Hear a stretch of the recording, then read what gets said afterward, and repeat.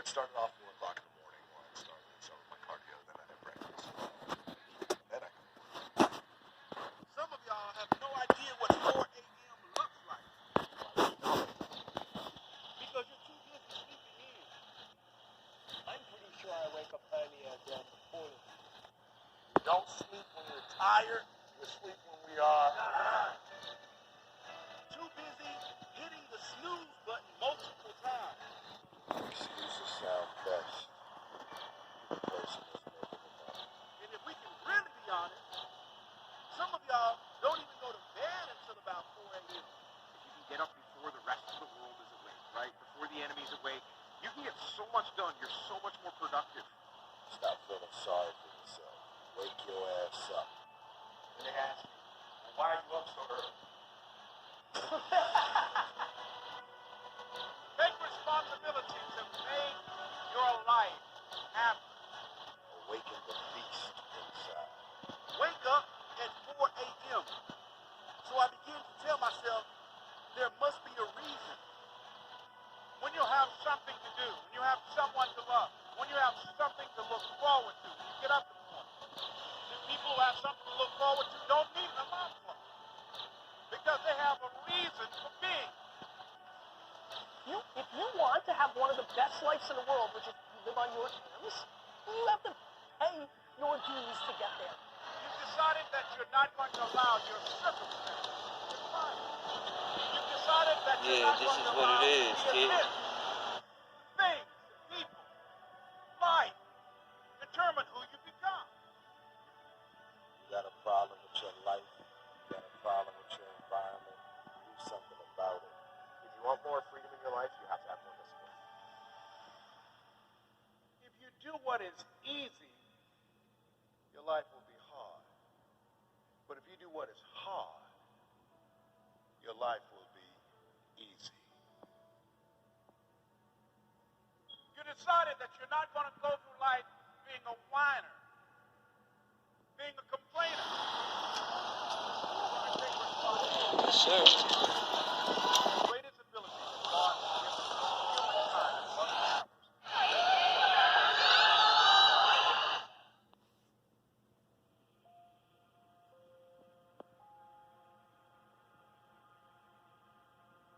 I'm not going to sit here and tell you life is going to be Ron Howard happy days every day. It's not going to be that way. Matter of fact, it's probably going to be the opposite. But see, the enemy is going to throw everything he has in his toolbox at you. Now, he can't stop you himself, but his objective is to get you to stop you. This message is for the struggle, for all those going through trials and tribulations. People in this world are going to fool you, disappoint you, turn their back on you.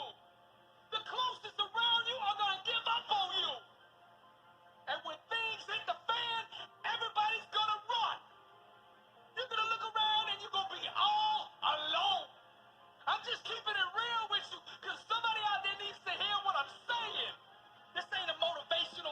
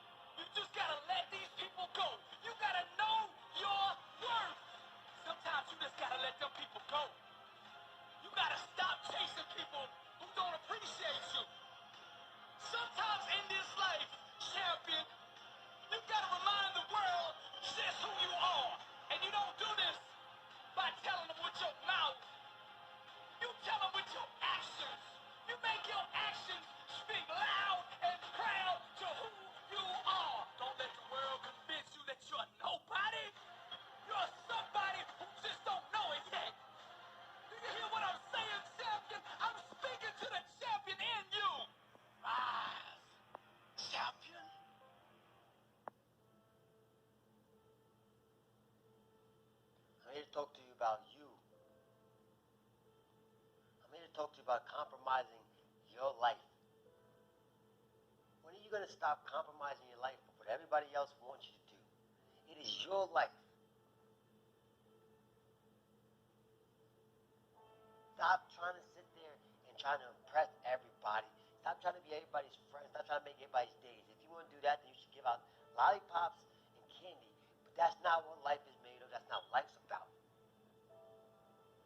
Your life is about taking full advantage of your happiness. And it's just that. It is your happiness. Stop compromising your life for other people. Do not let anybody tell you what, where, why you should love or like something. Just go out there and do it. Stop compromising your life for people who really don't care if you succeed or fail. And that's a fact. You have to be willing to step outside of your comfort zone, go out there and tackle obstacles, goals that you want to achieve. Not your mom, not your dad, not your girlfriend, not your brother, not your sister, not your kids. You got to do what you want.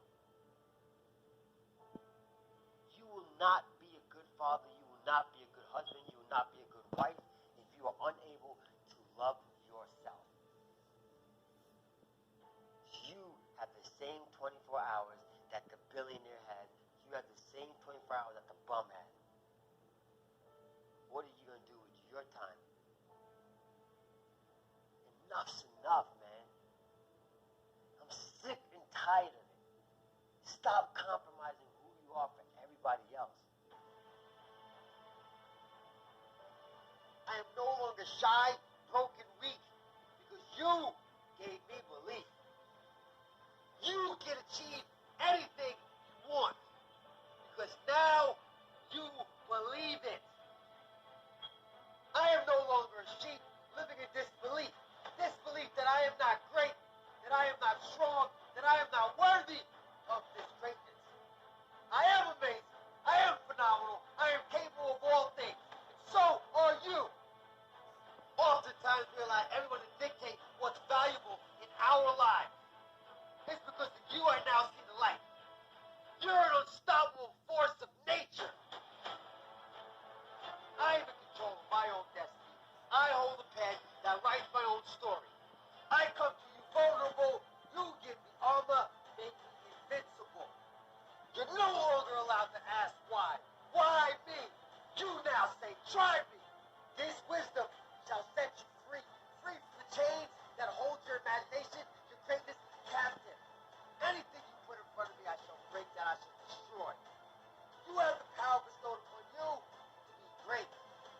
You now have no excuse not to be great, not to be amazing. You hold the gift of greatness in your heart. When adversity hits you, get back up. You're no longer weak. You're no longer misguided, shy, broken, lost, vulnerable. You are confident. You are focused. You are strong. You are invincible. Now you have the power. This is why I come to you. Most people don't reach their dream, not because of failure. Most people don't live their dream because they give up. You see, it's not the failure that stops us, but that most stop at their first failure. Those who succeed don't stop at one failure. They don't stop at 10 failures. They don't stop at 100, 1,000, or a million. They say, this is my goal, and I will do whatever it takes to achieve it. I will learn the lessons from any failures. I will learn faster. I will work harder. I will work smarter. And I will not quit until my dream is a reality. That's the difference between success and failure.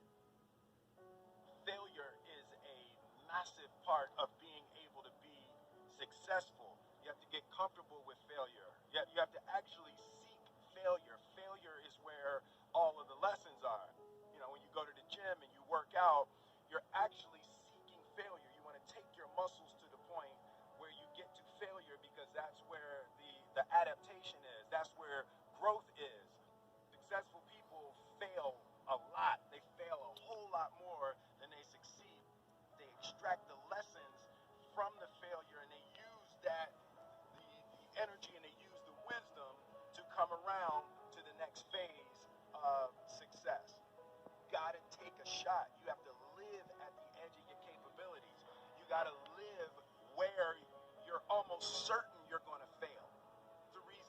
practice. Practice is controlled failure. You're getting to your limit, getting to your limit, getting to your limit. You can't lift that. You can't do that. Until you get to the point that all of a sudden your body makes the adjustment and then you can do it. Failure actually helps you to recognize the areas where you need to evolve. So fail early, fail often, fail forward.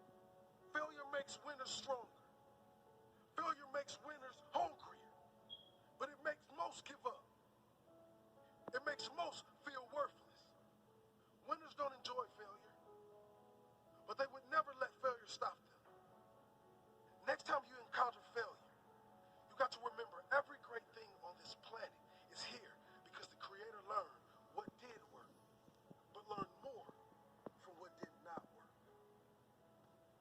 When we are kids, we don't stop at failure. When we first learn to ride a bike, it's failure after failure. We get knocked down time after time, but we get up and push forward until we achieve our goal of riding the bike. But then we get old, and most of us get weak. We are too soft to get back on the bike. We come up with excuses. It must not be for me. No, you just soft. No, you just lazy. Tell yourself the truth. Get back on the bike. Learn why you fail, and make sure you don't fall again. Make sure you are stronger for having the lesson. You know, it's always a little bit frustrating to me when people have a negative relationship with failure. Fail early, fail often, fail forward. Sometimes your life won't turn out how you planned it. It turns out how you work for it. How you wake up and you chase that dream every single morning. It's what you give your time and your energy to that takes you to the next level. You see, I witnessed the death of my mother, the death of my grandfather, the incarceration of my father, and still I stood. Because when I walked in those projects, I realized one thing. I realized this, that my dream never lived down there. I realized that everything I ever dreamed of lives in the sky, and I must jump every single day to go reclaim what's mine. And that's royalty. You see, many of us believe that just because our father was a drug dealer and our uncle was a drug dealer, that is our life and that is our forever. But I want you to know something. That is only a lesson to show us to be something more than what they thought we can be. You see, when a family tree is dying, all you have to do is take care of the roots. And if the roots is too dead to bring the tree back alive, you plant another one. Young king and queen, I'm sorry, but we live in a generation today where you're going to have to grow up right now. You're going to have to be phenomenal in everything you do because everyone in the world is chasing greatness.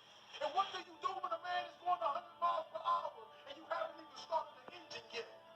The best gifts come from the bottom. They say, well, why you want to be great? I don't want to be great for me. I want to be great so the project babies can look in the mirror and say, I am too.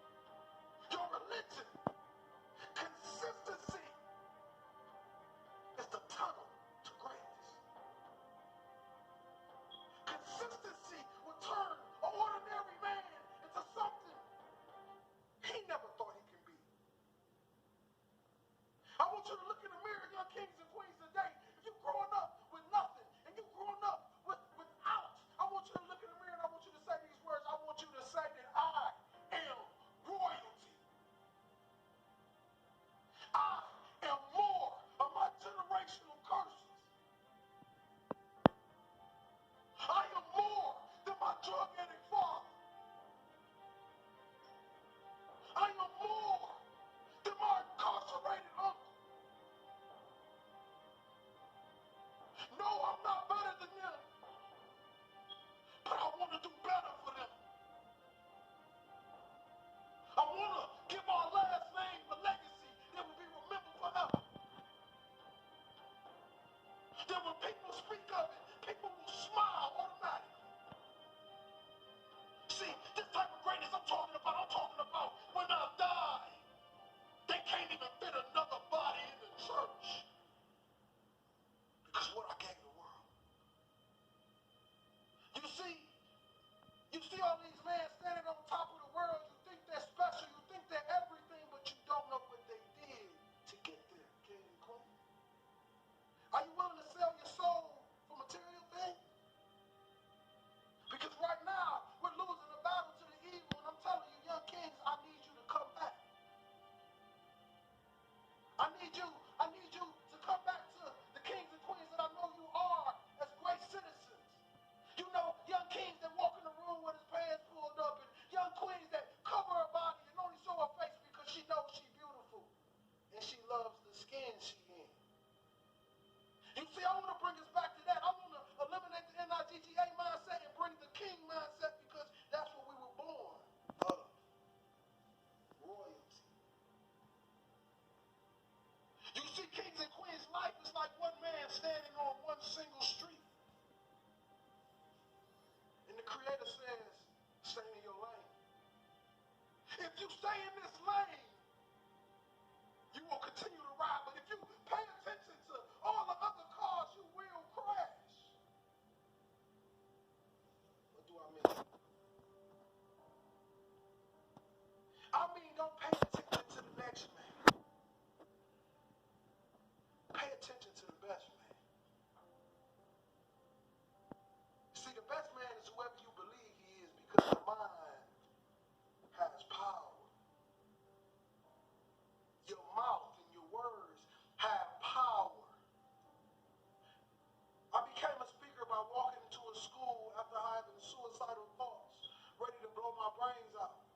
I wanted to give some children something that they can take forever, something that can last forever, something that can push them to the next level. And then I wanted to die. But God did a funny thing when I walked out that school in Reading, Pennsylvania. 5 minutes walking down that street, I get a phone call and they say, Mr. Hollis, how much do you charge to speak? And that was the day my career started. Since then, I have done nothing but speak. Since then, I've paid every bill with nothing but what I make and what I speak. Since then, I've had a meal every single night. Since then, I've met beautiful, kind people that help me go to the next level. Since then, you get my point. God is amazing. See, I thought it was about time that somebody came to the world and they gave people true words. You know, not just talk to the people with the big wallets and the big purses. I'm talking about the people that have nothing. I'm talking about the people who can barely get car serving, barely feed their babies. I'm talking about the mothers left alone. I'm talking about the fathers that's lost that never had a father and had a baby and still don't know how to be a father, and they call the deadbeat every single day. See, the thing about this world, they believe that you can just vanish somebody into something, but I want you to know something. When God put his hands on it, you cannot vanish anything. Because that's the same man that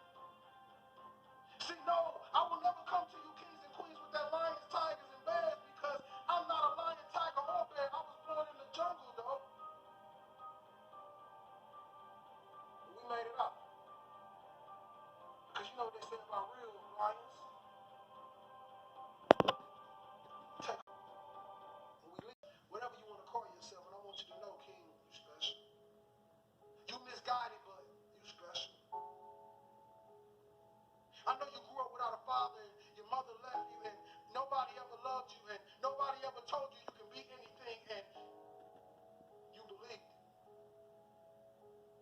But I want to tell you this, that you are phenomenal. You are a king. You come from royal blood. You stand on the tip top of the pyramid. Earn free crypto just by learning about it. You are a light. You are a star.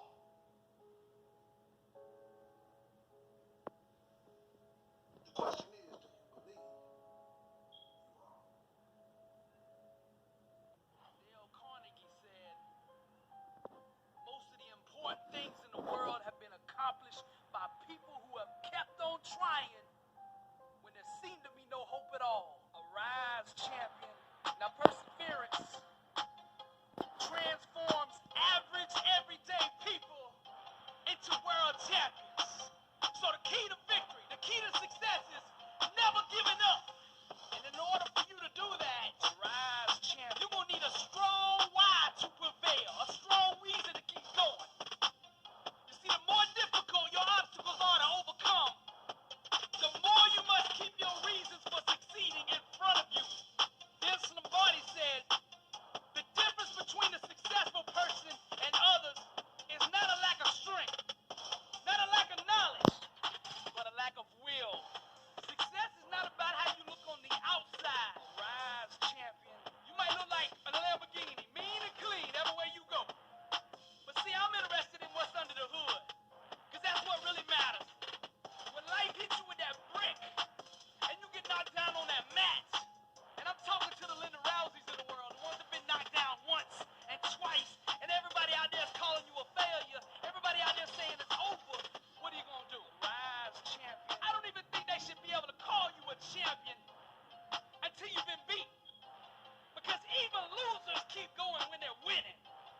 But when you get hit with that brick and you on that mat on your back, rise, champion. Then we